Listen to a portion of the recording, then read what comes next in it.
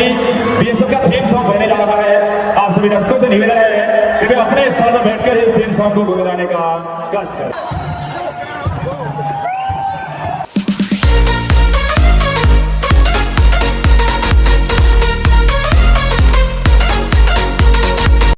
Hello दोस्तों, आज की इस वीडियो में हम बात करने वाले हैं वाघा बॉर्डर के बारे में, जो कि अमृतसर में है और ये फेमस है दी बीटिंग रिट्रीट सेरेमनी के लिए, जो कि हर दिन होता है शाम के टाइम सनसेट के पहले। रिट्रीट सेरेमनी में इंडिया और पाकिस्तान के मिलिट्री के सोल्जर्स एक दूसरे से मिलते हैं बॉर्डर पे और डिस्प्ले करते हैं 30 मिनट का मिलिट्री कमराडरी और शोमैनशिप। इस सेरेमनी में इंक्लूड रहता है closing of the international gate and lowering the flag of both countries. Flag ceremony conducted by the Indian Border Security Force and Pakistan Rangers since 1959.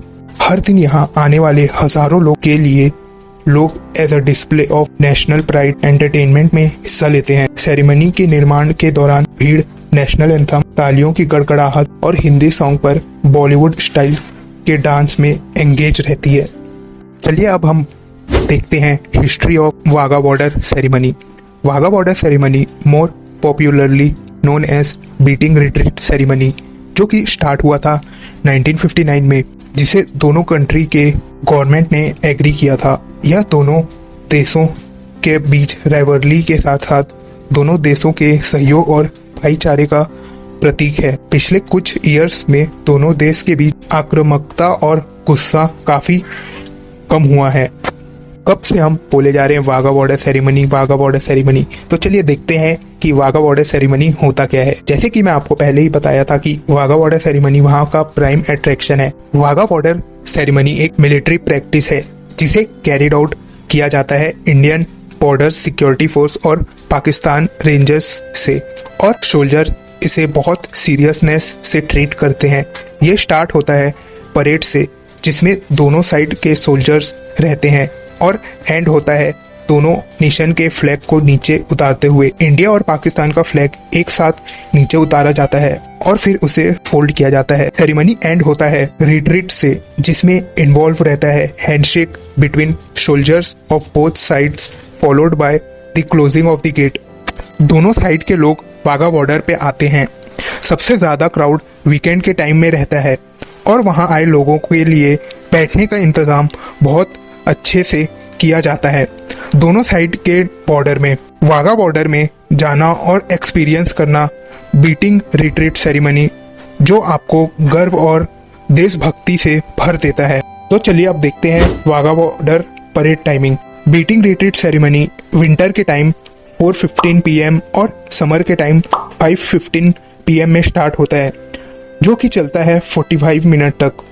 Not everyone can get in, so you need to arrive at least an hour before the ceremony. Border gate खुला रहता है 10 AM to 4 PM तक।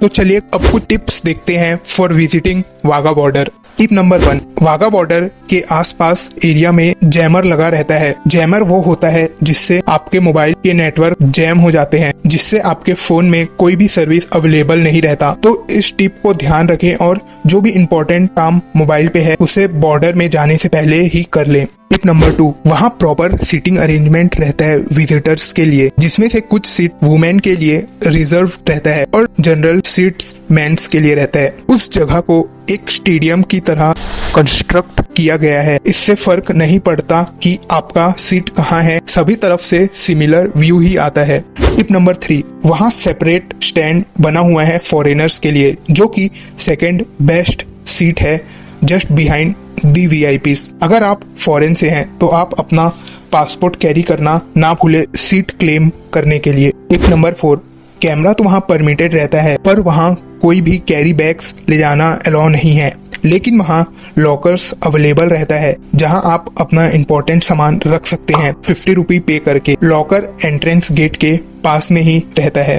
Tip number 5, food stall भी entrance gate के आसपास में ही located है, जहां से आप पानी और कुछ स्नैक्स खरीद सकते हैं।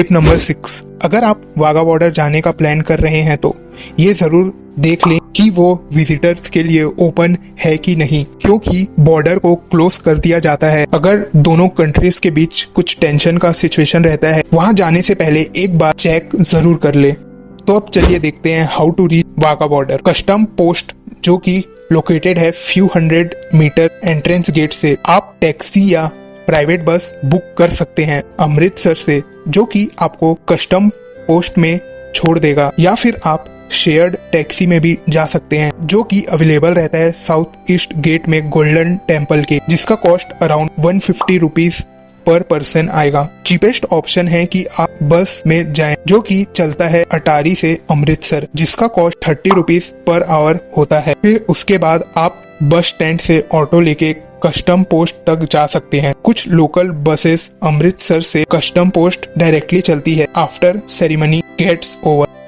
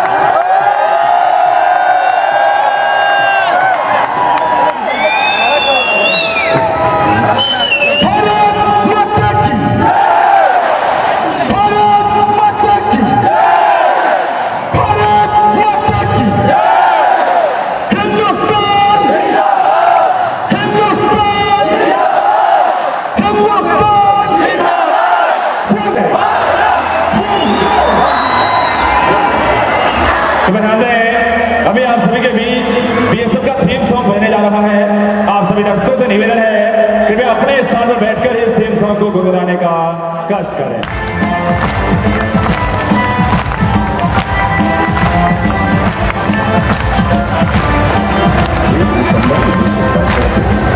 बीएसएफ की स्थापना को और भारतीय सीमाओं को एक ऐसा प्रहरी प्राप्त हुआ जिसकी सदैव चौकन्ना निगाहों भारतीय सीमाओं को अभेद्य दीवार में परिवर्तित कर दिया। इतिहास गवाह है कि बीएसएफ के जवानों ने दुश्मनों के हर नापाक इरादे को चकनाचूर करने में सदैव सफलता प्राप्त की। तो आइए अपने देश के कोने कोने से आए देशवासी एवं विदेशी मेहमानों सहित अब हम सब अपने प्यारे देश भारत की आन बान शान से पूर्ण परेड बीटिंग द रिट्रीट देखते हैं। साथ ही आप सभी दर्शकों से निवेदन है, जब तक के रिट्रीट सेरेमनी परेड समाप्त ना हो, कोई भी दर्शक अपने स्थान को ना छोड़े।